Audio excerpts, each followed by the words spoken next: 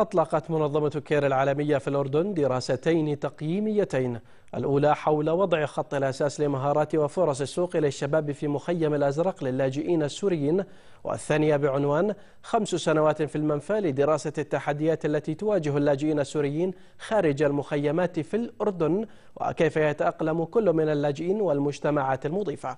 وبحسب إحصائية منظمة كير فيقدر عدد اللاجئين السوريين في الأردن بحوالي 630 ألف لاجئ، يسكن أكثر من 80 ألف منهم في المدن والقرى، والباقون يسكنون في 3 مخيمات شمال الأردن.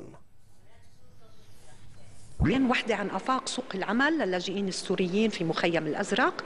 أهم النتائج اللي خلصت لها الدراسة إنه الحاجة للعمل داخل المخيم كتير مهمة، واللاجئين السوريين عندهم الكثير من المهارات اللي بيقدروا إنه يستخدموها للعمل داخل المخيم.